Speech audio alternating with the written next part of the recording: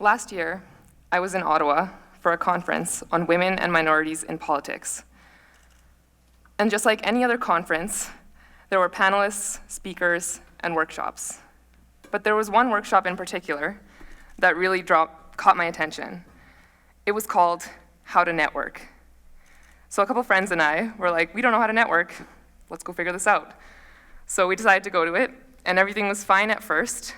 We were chatting with people, getting to know them, getting into discussion groups. But then one of the women leading the workshops said something that shocked me. She said that networking is about collecting people, and that the more people that you collect, the more successful you'll be.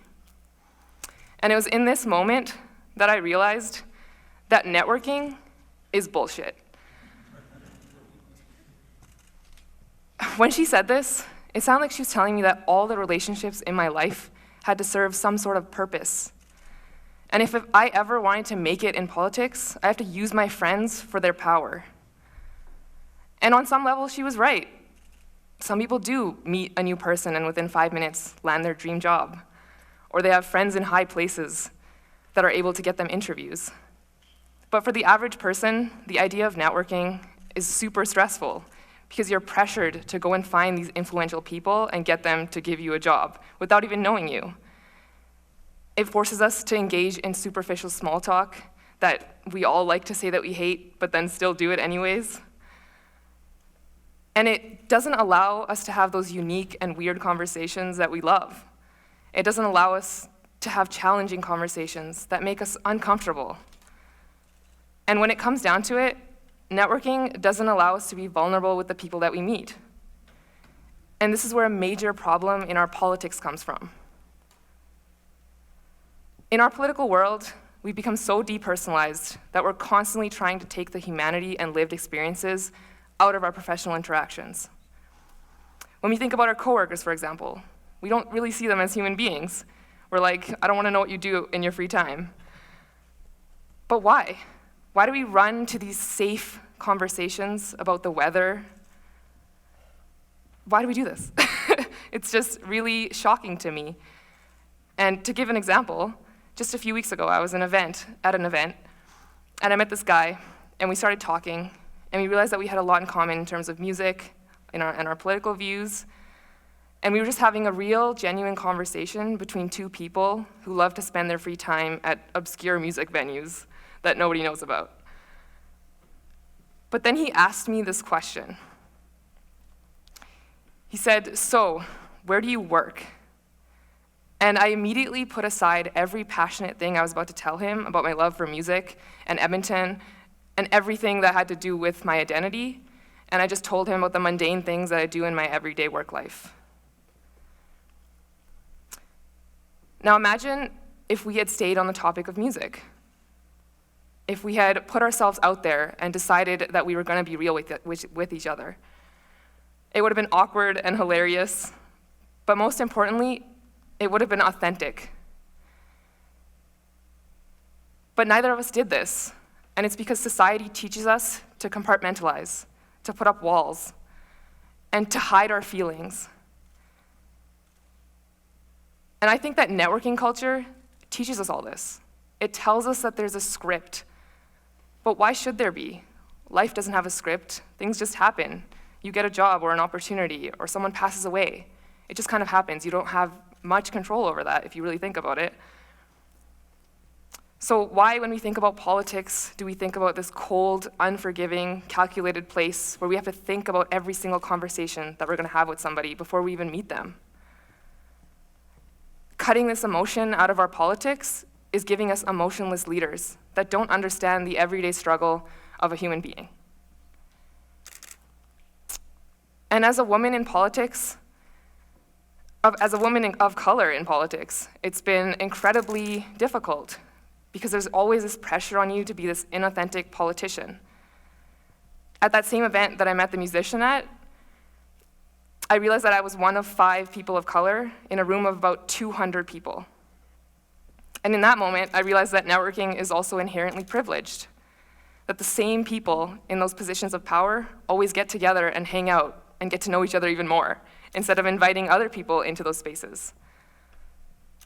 For us marginalized folks, and for people outside of academia, we have to try 10 times harder just to get invited into those spaces. And when we do become insiders, we're told to stay silent on issues like race and identity and our lived experiences and what we've gone through. So it's worth considering that when the spaces where connections are being made aren't diverse, we can't expect positions of power to be filled by diverse people. So a simple solution that I would suggest that we can do in our everyday lives is to engage in mentorship. Now this doesn't mean completely cut off making connections and just kind of mentoring like one person. It means changing the way that you network. When you meet somebody for the first time and you think that they genuinely have something to offer to the world, commit your time to them. Give them the tools to succeed and tell them how you became successful and what your struggles were. Give them real life stories, real experiences. Give them job applications. Sit down with them and tell them how to build their resume and how you built your own resume. It's not a secret. You don't have to compete and be like, I'm not going to show you my resume because it's my resume. That doesn't really make any sense. Or, better yet, when you are somebody who's looking for connections, seek out people who are willing to be mentors. And this doesn't mean you have to go up to a politician like an MLA or an MP or something and be like, tell me how you became so popular or how you got to this position. Instead, look to your communities. Look to people in your school or your workplaces who are willing to give you actual advice and who are willing to give you a real human connection. So as we become leaders in our everyday lives, I encourage you to seek out better relationships, not more of them.